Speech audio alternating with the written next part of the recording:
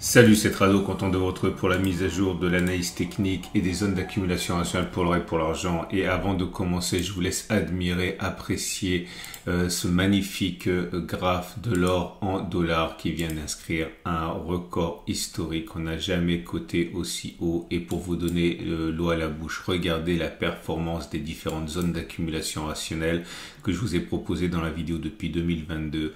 Voyez, c'est pas très compliqué, il suffit simplement d'acheter sur les retracements. On va passer maintenant aux actualités puisque c'est plus intéressant. Première actualité, ça nous vient de... Alors c'est un article pour rire, mais c'est pas simplement pour rigoler parce que ça en dit long. Il existe une sorte de compétition dont tout le monde se fiche en dehors des cercles très particuliers. Mais qui était l'homme le plus riche aux États-Unis? Eh bien, la compétition, c'est entre Rockefeller, hein, le mania industriel, et Elon Musk, qu'on ne présente plus. Et la réponse n'est pas évidente parce que si on regarde la fortune nette, on voit effectivement 900 millions de dollars en 1912 pour Rockefeller contre 235 milliards pour Elon Musk. Bon, il n'y a pas photo comme on dit, hein. Maintenant, c'est vrai qu'on ne peut pas comparer des dollars de 1912 et des dollars de 1924, un siècle après. Et donc, il est plus intéressant pour certains de regarder la fortune en quantité d'or que l'on peut acheter, puisque bon, pour les ultras, enfin les anti-or, on va dire plutôt les plus récalcitrants, l'or ne sert à rien à part préserver le pouvoir d'achat. Ok, bah justement, regardons ce que ça donne en termes de pouvoir d'achat. Et si on divise la fortune de Rockefeller par la quantité d'or qu'il aurait pu acheter en 1912 à la quantité d'or que Elon Musk peut acheter maintenant, eh bien, roulement de tambour, le plus riche, eh bien, c'est Elon Musk, parce que même si effectivement le dollar de maintenant ne vaut quasiment rien par rapport au dollar d'il y a plus d'un siècle, il aurait pu s'acheter quand même beaucoup plus, 2 fois plus d'or aujourd'hui, hein, que Rockefeller n'aurait pu s'en acheter il y a un siècle. Donc voilà, c'est la fin peut-être de cette grande question. L'américain le plus riche de l'histoire, c'était bien Elon Musk et pas Rockefeller. On va donc passer à des articles peut-être un peu plus de fond. Mais en fait, je peux pas empêcher de préciser, c'est pas si anecdotique que ça, parce qu'on voit que même ceux qui n'aiment pas l'or, on peut citer par exemple Warren Buffett, qui n'est vraiment pas un fan, tous admettent au moins cet avantage, cette caractéristique de l'or, hein, que de mesurer le pouvoir d'achat à travers le temps et de le préserver. Et là, quand même, mine de rien, c'est l'arbre qui cache la forêt, hein, cette comparaison. Bref, je vous parle d'argent maintenant. L'argent alors c'est un article que je peux absolument pas valider parce que je n'y connais pas grand chose, mais il y a un monsieur que je ne connaissais pas et qui a passé 10 ans quand même dans le commerce des marchandises et des métaux précieux au niveau des marchés financiers, hein, et qui explique qu'il y a une nouvelle technologie qui pourrait se développer ou qui existe déjà mais qui s'est pas vraiment imposée. C'est celle qui consisterait à enrober de l'argent autour des composants des véhicules électriques, et il explique que cette technologie, si elle devait s'appliquer, consommerait énormément d'argent et pourrait propulser l'argent à près de 200 dollars l'once. 200 dollars l'once, il faut comprendre que ça veut dire augmenter, faire x9, hein, sur l'argent. On est à 20 et quelques, ça nous amène à 200, quasiment x10. Hein. Bon, j'invite à fouiller ça. Je vous rappelle que tous les articles que vous avez sont accessibles en dessous de la vidéo sur mon site. Hein. Ensuite, vous pouvez faire traduire par votre navigateur. Troisième article, c'est un peu lié, hein, c'est le ratio or-argent. Alors moi, je suis de ceux qui se méfient énormément de la comparaison des ratios or-argent il y a plusieurs siècles, quand l'argent était une monnaie, à maintenant, alors qu'il ne l'est plus, contrairement à l'or.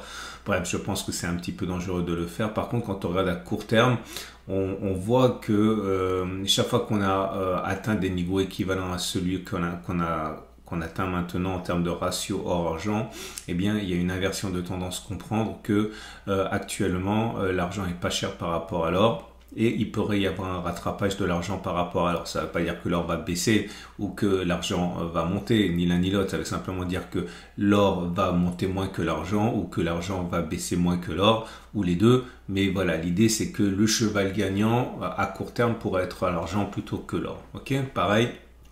L'article est sous la vidéo. Et je vous rappelle pour terminer, avant de passer aux zones d'accumulation rationnelle, que ce format vous est apporté par mes deux sponsors, Aucoffre et Veracash. Aucoffre vous permet d'acheter de l'or, de le faire livrer chez vous, de le faire stocker en Suisse hors du système bancaire. Je dis ça pour ceux qui se méfient de la solidité du système bancaire actuellement, dans un des endroits les plus sécurisés du monde peut-être. Donc en Suisse, dans les zones franches. Et puis Veracash vous permet de mettre une carte de paiement Mastercard sur de l'or que vous détenez. Donc si l'or monte comme actuellement, ben, tout simplement vous pouvez dépenser plus, hein. Ça vous permet de ne pas enfermer votre or pour rien dans un trou si vous voulez l'utiliser. Okay, et dernière chose, parce que ça pourrait vous intéresser, si vous passez par la bannière de mon site ici, il y a une offre spéciale Tradosorien pour Aucoffre. Si vous cliquez dessus, vous arrivez sur une page, vous pouvez vous inscrire, vous n'êtes pas obligé de vous inscrire, vous pouvez simplement regarder ce qui se passe et vous avez des vidéos, vous avez l'offre particulière qui vous est réservée, etc. Bref, la prime est moins chère si vous passez par cette bannière. Ok, et on va donc passer aux zones d'accumulation rationnelle. Au premier rang des cas, ben, j'en ai parlé, hein, c'est pas très important, c'est historique. L'or libellé en dollars, qui vient de dépasser son plus haut absolu. Donc, pour une nouvelle zone d'accumulation rationnelle, les précédentes ont été exploitées ici, c'était 22,89, 22,66. Maintenant, ma prochaine zone d'accumulation rationnelle, c'est 24,00, 23,50. La tendance de fond est haussière, la tendance de long terme est haussière. Et j'ai commencé à l'envers, j'ai commencé par l'or libellé en dollars. Pour l'or libellé en euros, c'est pas pareil. On n'est pas sur une zone de record historique, on est toujours un peu en dessous. La zone d'accumulation rationnelle est toujours la même, hein, c'est 21,02, 21,24. Alors simplement, regardez ça, hein, les zones d'accumulation rationnelle que je vous propose dans les vidéos, vidéo après vidéo. Regardez comme en achetant sur les consolidations, sur les supports, comme là, hein, eh bien on arrive à battre finalement la performance de marché. Et vous voyez, il faut être patient. Je dis ça à ceux qui arriveraient pour la première fois sur ces vidéos. C'est pas parce qu'on inscrit des records que ça va monter verticalement. Ça se passe quasiment jamais comme ça. Regardez, là, on a inscrit un record et puis derrière, on a plongé de 5%, c'est des petits exemples, mais là regardez, on avait inscrit un record il y a quelques mois et puis derrière on a plongé de 8%. Ok, donc il faut impérativement investir progressivement si vous investissez sur l'or et sur l'argent, c'est vraiment la base. Je vous aide avec les zones d'accumulation rationnelle, mais globalement vous pouvez le faire tout seul, hein. Si vous savez tracer un support, vous savez tracer une zone d'accumulation rationnelle, hein. Pour l'argent maintenant, l'argent libellé en euros, c'est pareil. Un beau rebond, mais on n'est pas du tout sur des niveaux records, hein. Alors, la zone d'accumulation rationnelle des 25,6, 24,2 a parfaitement fonctionné. On a rebondi depuis les plus bas de 8%. La tendance de fond est toujours baissière. La tendance de long terme, elle est haussière. On n'est plus en zone d'accumulation rationnelle. On était encore ce matin, on est venu la toucher, puis on a rebondi, hein. Il faut être réactif parfois. Pour l'or libellé en dollars, c'est la même chose. On n'est pas du tout sur des niveaux records, loin s'en faut. Mais on a bien rebondi sur la zone d'accumulation. Non, je me trompe, c'est ici. On a bien rebondi sur la zone d'accumulation rationnelle des 27,5, 26. Hein, là aussi, hein, depuis les plus hauts, les plus bas, on a pris 10%. J'ai oublié de dire pourquoi ça rebondit actuellement. Bah, tout simplement au niveau des fondamentaux. Ce qui se passe, c'est que la hausse des taux semble être terminée depuis un moment, mais maintenant on essaye de pricer le rythme et la vitesse avec laquelle les taux vont baisser. Et l'ennemi de l'or, c'est les taux. Quand les taux montent, eh bien ça pénalise les détenteurs d'or parce qu'ils se privent de la rémunération que constitue le taux d'intérêt. Quand les taux d'intérêt baissent, du coup, quand on possède de l'or, il y a moins de coûts d'opportunité, il y a moins de manque à gagner, donc c'est bon pour l'or. Et là, actuellement, la récession économique qui menace fait craindre que les autorités baissent les taux, donc c'est bon pour l'or. Okay, et l'argent qui a une double casquette, on va dire industrielle et de valeur refuge, profite des deux actuellement parce qu'on craint que l'activité économique ralentisse, mais les derniers chiffres montrent que ça pourrait être un soft landing, ça pourrait être un ralentissement doux. Donc l'argent bénéficie à la fois de la perspective de baisse des taux et d'une activité économique qui resterait soutenue et qui flatterait donc sa valeur, son côté valeur refuge bijou et son côté carburant de la croissance, quoi, hein, puisqu'on a besoin d'argent pour plein de choses. On va passer maintenant au platinoïde. Le palladium en euros, j'ai oublié de le signaler, on était en zone d'accumulation rationnelle, il rebondit magnifiquement. La zone d'accumulation rationnelle, on l'a signalé, hein, c'était 813 734, elle a déjà fait l'objet d'accumulation. La tendance de long terme par contre est baissière, la tendance de fond est baissière. Le palladium libellé en dollars, c'est pareil, on est venu toucher une zone d'accumulation rationnelle qu'on avait mentionnée. Et depuis on rebondit. La zone d'accumulation rationnelle c'est 915 834 et tendance de long terme baissière, tendance de fond neutre.